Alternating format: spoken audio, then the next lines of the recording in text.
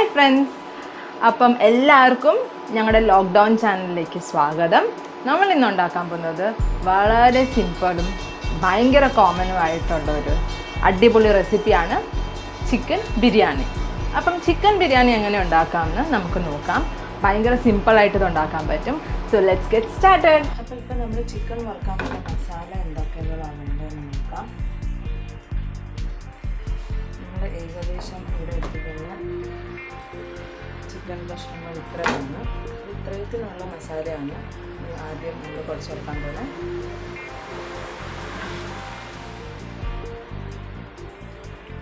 ഞാനിവിടെ 2 ടീസ്പൂണോളം മുളക് പൊടി എടുത്തിട്ടുണ്ട്, 4 ടീസ്പൂണോളം മഞ്ഞൾപ്പൊടി എടുത്തിട്ടുണ്ട്, 1 ടീസ്പൂൺ മഞ്ഞൾപ്പൊടി,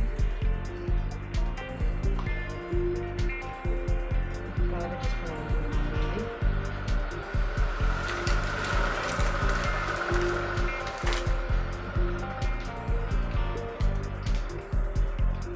1 ടീസ്പൂണോളം ചിക്കൻ മസാല,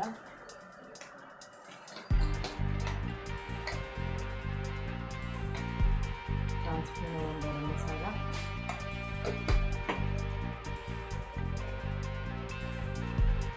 ആവശ്യത്തിന് ഉപ്പ്,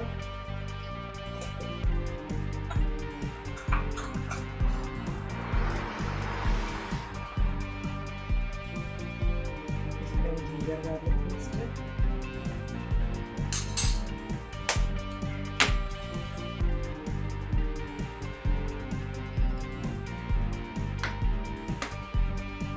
ഒരടുപ്പൊരു വിനാഗിരി ഒഴിച്ച് കൊടുക്കുന്നുണ്ട്. ഗ്രാൻഡേജുകൾ ഒഴിച്ച് കൊടുക്കാം.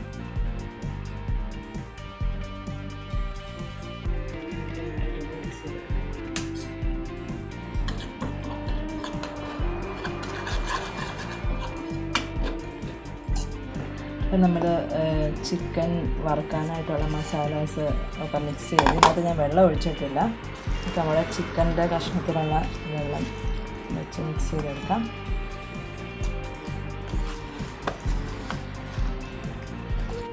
അപ്പോൾ നമ്മൾ മസാല എല്ലാം ചിക്കനിൽ പുരട്ടി നമുക്കൊന്ന് മാരിനേറ്റ് ചെയ്യാനായിട്ട് വയ്ക്കാം. പെട്ടെന്ന് മാരിനേറ്റ് ചെയ്ത് കിട്ടുകയാണെങ്കിൽ ഫ്രിഡ്ജിൽ വെച്ചാൽ മതി. ഒരു അരമണിക്കൂറോളം വെച്ച് കഴിഞ്ഞാൽ അത് കറക്റ്റായിട്ട് പാകത്തിന് നമുക്ക് കിട്ടും.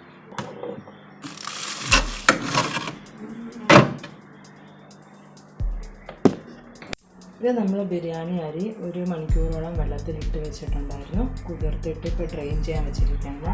അപ്പോൾ നമുക്ക് ബിരിയാണി അരി കുക്ക് ചെയ്യുമ്പം കുറച്ച് സ്പൈസസിൻ്റെ ആവശ്യമുണ്ട്. അത് എന്തൊക്കെയാണെന്ന് നമുക്ക് നോക്കാം. ഞാനിവിടെ ഇതുപോലത്തെ 3 പീസ് കറുവപ്പട്ട എടുത്തിട്ടുണ്ട്, 2 ഏലക്ക,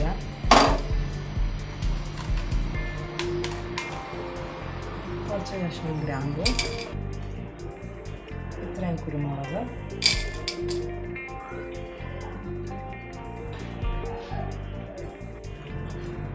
ഇത്രയും ബേ ലീഫ്. ഇനി ജീരകം കൂടെ ഇടുന്നുണ്ട്, പക്ഷെ അത് ഇതൊന്ന് മൂത്തതിന് ശേഷം നമുക്ക് ലാസ്റ്റ് ജീരകം ഇട്ട് കൊടുത്താൽ മതി. അപ്പം നമ്മൾ ഈ ഒരു ഗ്ലാസിൻ്റെ 3 ഗ്ലാസ് അരിയാണ് എടുത്തിരിക്കുന്നത്. നമ്മൾ ചോറ് വയ്ക്കുമ്പം 6 ഗ്ലാസ് വെള്ളം വെച്ചിട്ട് വേണം ചോറ് വയ്ക്കാൻ. അപ്പം ഞാനിവിടെ 6 ഗ്ലാസ് അളന്ന് ഈ പാത്രത്തിലെടുക്കുകയാണ്. അപ്പം 3 ഗ്ലാസ് അരിക്ക് 6 ഗ്ലാസ് വെള്ളമാണ് ഇതിൻ്റെ കറക്റ്റ് അളവ്. നമുക്കിതൊന്ന് തിളപ്പിക്കാൻ വയ്ക്കാം. അപ്പം നമ്മുടെ അരി കുക്ക് ചെയ്യാനുള്ള കുക്കർ വെച്ചിട്ടുണ്ട്. കഴിഞ്ഞു. ഇനി നമുക്കിതൊന്ന് എണ്ണ ഒഴിച്ച് ആവശ്യത്തിന് എണ്ണ ഒഴിക്കാം. നിങ്ങൾക്ക് നെയ്യ് വേണമെങ്കിൽ നെയ്യ് ഇടാം. ഞാനിവിടെ എണ്ണ ഉപയോഗിച്ചിട്ടാണ് ചെയ്യുന്നത്. നമ്മുടെ എണ്ണ ചൂടായിട്ടുണ്ട്. ഇനി നമുക്ക് നമ്മുടെ സ്പൈസസ് ചേർക്കാം. പിന്നെ എണ്ണയിൽ കിടന്ന് അത്യാവശ്യം നന്നായിട്ടൊന്നും മുരിക്കണം. ഇതിൽ നിന്ന് നമുക്കൊരു 1/2 സ്പൂണോളം ജീരകം ഇട്ട് കൊടുക്കാം.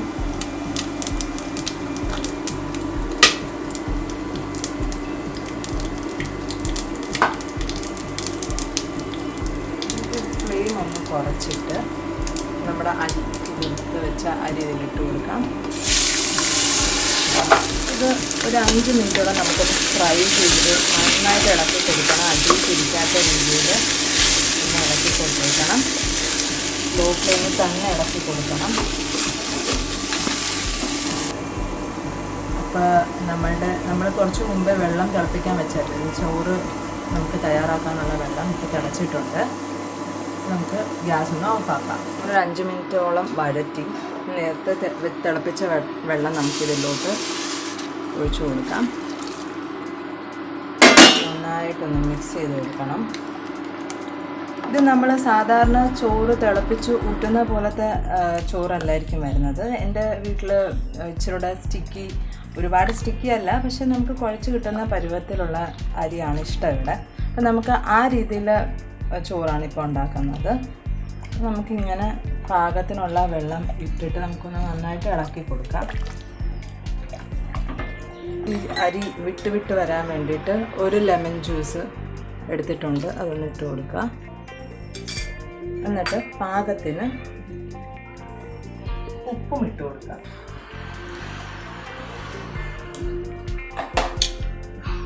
നന്നായിട്ട് ഇളക്കി കൊടുക്കാം.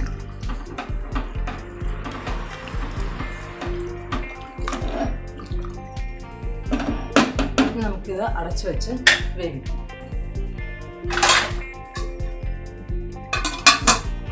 നമ്മുടെ കുക്കറിൻ്റെ ലിഡല്ല വെക്കേണ്ടത്, വേറെ ഏതെങ്കിലും ഒരു കറക്റ്റായിട്ട് പാകമുള്ള ഒരു പാത്രം വെക്കണം. എന്നിട്ട് ഇടയ്ക്കിടയ്ക്ക് നമുക്കിതൊന്ന് ക്രോസ് ചെക്ക് ചെയ്ത് നോക്കണം, അരി വെള്ളം ഫുള്ള് വറ്റിയിട്ടുണ്ടോ ഇല്ലയോ. നമുക്ക് ഉള്ളി ഫ്രൈ ചെയ്യാനുള്ള പാത്രം ഒന്ന് ചൂടാക്കാം.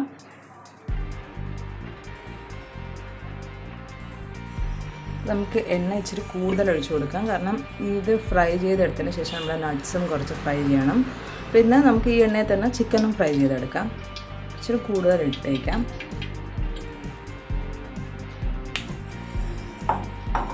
ഇവിടെ നമ്മുടെ എണ്ണ ഏകദേശം ചൂടായി കഴിഞ്ഞു.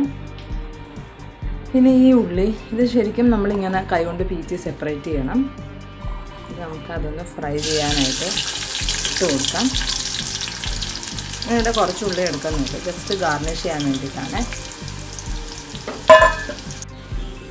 നമ്മുടെ ഉള്ളി ഇവിടെ കറക്റ്റ് പാകമായിട്ടുണ്ട്. നമുക്കിത് എണ്ണയിൽ നിന്ന് മാറ്റി വെച്ചാൽ മതി. അപ്പോൾ തണുത്തതിന് നല്ല ക്രിസ്പിയാവും.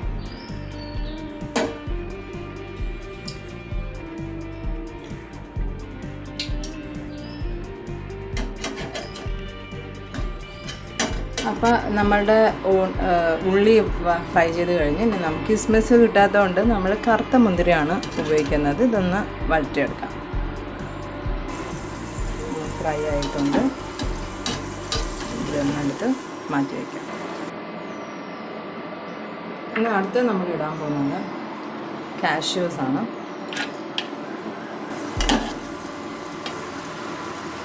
അപ്പം നമ്മൾ ഒരുപാട് ഇതിട്ട് മൂപ്പിക്കുന്നില്ല, അല്ലെങ്കിൽ അത് കരിഞ്ഞു പോവും.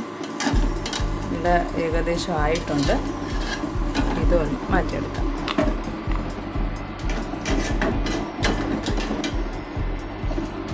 ഇവിടെ ചോറ് ഏകദേശം വെന്ത് കഴിഞ്ഞു. ഇതിന് നന്നായിട്ടൊന്ന് തണുക്കണം. തണുക്കുന്നതിന് മുമ്പ് നമുക്ക് ഈ ഒരു ചൂട് തന്നെ പൈനാപ്പിൾ ഇട്ട് കൊടുക്കാം. നന്നായിട്ട് സ്പ്രെഡ് ചെയ്തിട്ട് കൊടുക്കാം. നല്ല ചൂടുണ്ടല്ലോ, അപ്പോൾ നമുക്ക് സ്പ്രെഡ് ചെയ്ത് കൊടുത്തതിന് ശേഷം വീണ്ടും അടച്ച് കഴിഞ്ഞ് ഈ ആവിയിൽ അത്യാവശ്യം നന്നായിട്ട് വെന്ത് കിട്ടും, അല്ലെങ്കിൽ ഉടഞ്ഞു പോകും. നമുക്ക് ഇങ്ങനെ തന്നെ വയ്ക്കാം. നമ്മുടെ ഫ്രീസറിൽ നിന്ന് എടുത്തു. നമ്മുടെ ഏകദേശം ചിക്കൻ നന്നായിട്ട് മാരിനേറ്റ് ആയിട്ടുണ്ട്. ഇനി നമുക്ക് ഈ എണ്ണയിലോട്ട് ഇത് വറുക്കാനായിട്ടില്ല.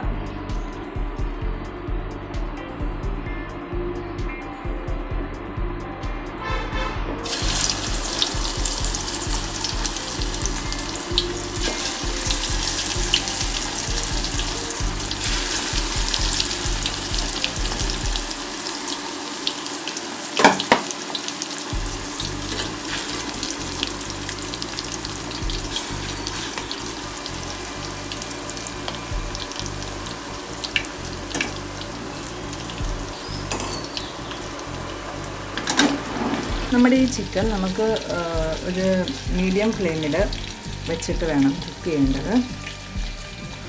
കാരണം ഇത് ഇച്ചിരി ക്രിസ്പി ആകാൻ വേണ്ടിയിട്ടാണ്.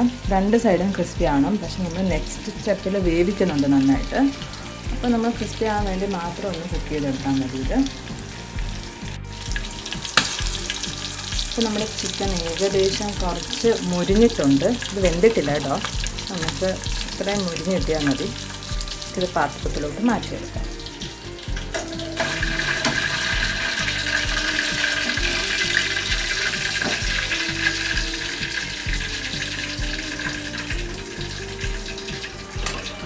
അടുത്ത സെക്ഷൻ നമുക്ക് ചിക്കൻ ഇട്ട് കൊടുത്ത് ഇതുപോലെ തന്നെ മൊഴിപ്പിച്ചെടുക്കാം.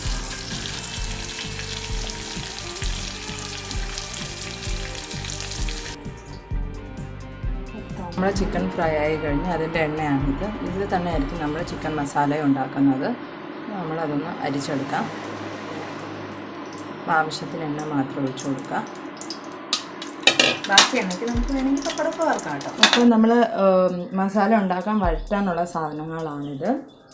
ഒരു 2 സവാള എടുത്തിട്ടുണ്ട്, ഒരു തക്കാളി, കറിവേപ്പിലയും പച്ചമുളകും. തക്കാളി ആദ്യം ഇത് മതി. പിന്നെ നമ്മുടെ ജിഞ്ചർ ഗാർലിക്. അപ്പോൾ നമുക്ക് എണ്ണ ചൂടായതിന് ശേഷം ഉള്ളി ഇടാം.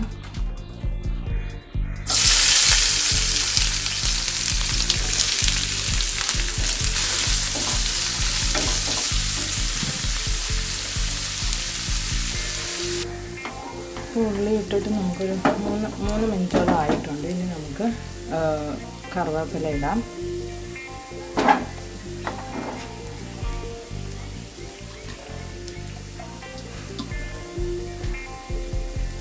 പച്ചമുളക് ഇടാം. പിന്നെ ജിഞ്ചർ ഗാർലിക് പേസ്റ്റ്.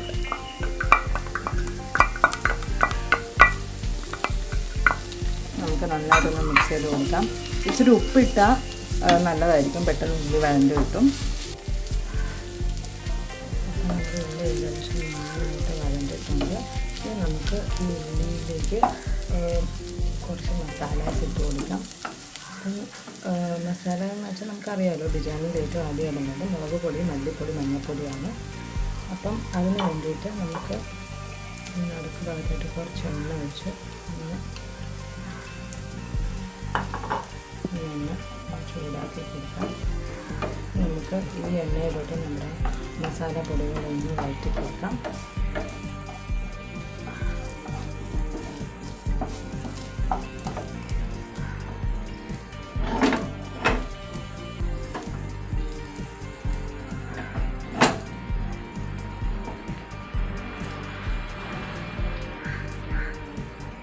എണ്ണ നന്നായിട്ട് ചൂടായിട്ടുണ്ട്. നമുക്കിതിലോട്ട്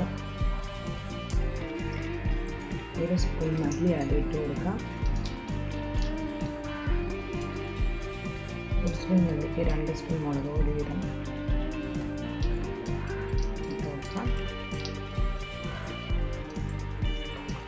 പിന്നെ കുറച്ച് മഞ്ഞൾപ്പൊടി നമുക്ക് എണ്ണയിലിടുന്ന ചെറുതായിട്ട് വഴറ്റി കൊടുക്കാം.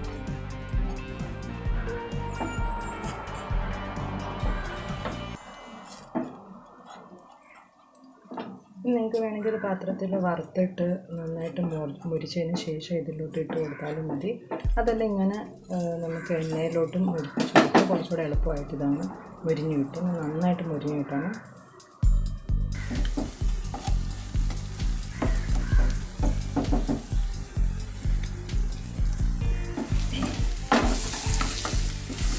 പാകത്തിൽ മുരിഞ്ഞിട്ടുണ്ട്. നന്നായിട്ട് മിക്സ് ചെയ്ത് കൊടുക്കാം.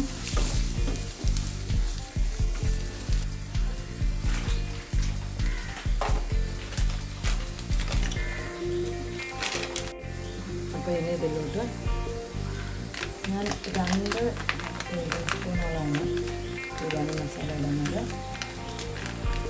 നിങ്ങൾക്ക് നിങ്ങളുടെ ടേസ്റ്റ് അനുസരിച്ച് 3 സ്പൂണൊക്കെ ആക്കാം. 1/2 സ്പൂണാണ് ഗരം മസാല.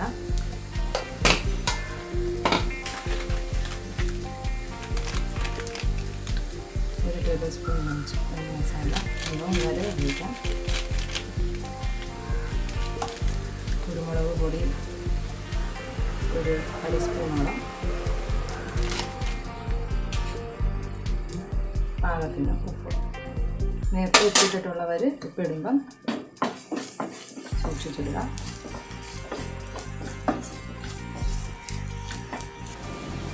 ഇത് കഴിഞ്ഞിട്ട് നമ്മൾ തക്കാളി ഇട്ട് കൊടുക്കാം.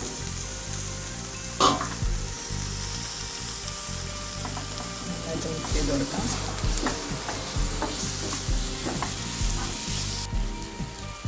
ഇനി നമുക്ക് മല്ലി ഇലയും പുതിന ഇലയും കൂടെ ഇട്ട് കൊടുക്കാം.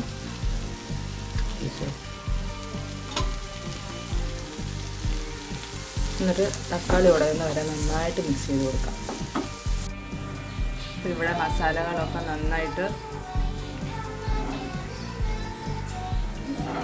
വെന്തിട്ടുണ്ട്, പാകമായിട്ടുണ്ട്. നമുക്ക് ഒരു സ്പൂൺ കട്ടത്തൈര് ഇട്ട് കൊടുക്കാം.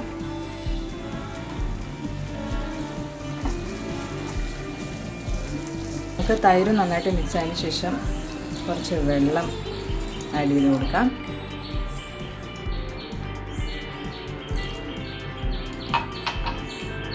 ഇനി നമുക്ക് വെള്ളം ഒന്ന് ചെറുതായിട്ട് ചൂടായതിന് ശേഷം ഇതിലൊഴിച്ച വെള്ളം ചാറൊക്കെ നന്നായിട്ട് ചൂടായതിന് ശേഷം നമ്മൾ ഫ്രൈ ചെയ്ത ചിക്കനും കൂടെ ഇട്ട് കൊടുക്കാം.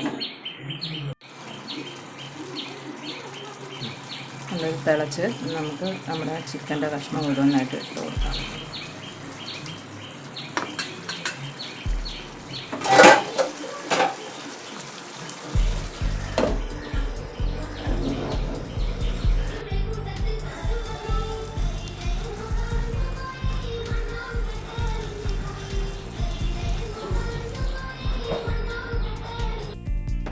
ഇത് നമ്മളിനി വേറൊരു പാത്രത്തിൽ നമ്മുടെ ചോറ് ഇട്ടിട്ട് തണുപ്പിക്കാൻ വേണ്ടിയിട്ട് നമ്മളൊന്ന് ഇടുകയാണ്.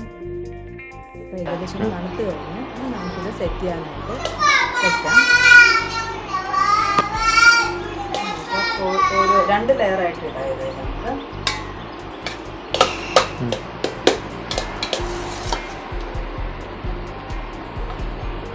നമുക്ക് ഇതിൽ മസാല ഇടാം. ഇത് ഞങ്ങൾ ഒറ്റ ലെയറായിട്ടാണ് എടുക്കുന്നത്.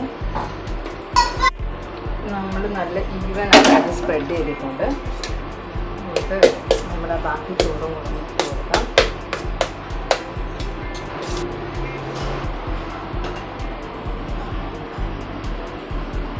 കേട്ടോ, അപ്പം നമ്മൾ ഒറ്റ ലെയർ ഇത് റെഡിയാക്കിയിട്ടുണ്ട്. ഇനി നമുക്ക് ഗാർണിഷ് ചെയ്യാൻ വേണ്ടിയിട്ടുള്ള നമ്മുടെ ഫ്രൈ ചെയ്ത ഉള്ളി നന്നായിട്ടൊന്ന് സ്പ്രെഡ് ചെയ്ത് കൊടുക്കാം.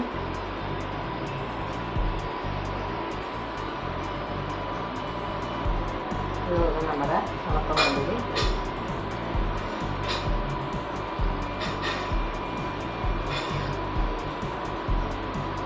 ഇവിടെ അണ്ടിപ്പരിപ്പ്.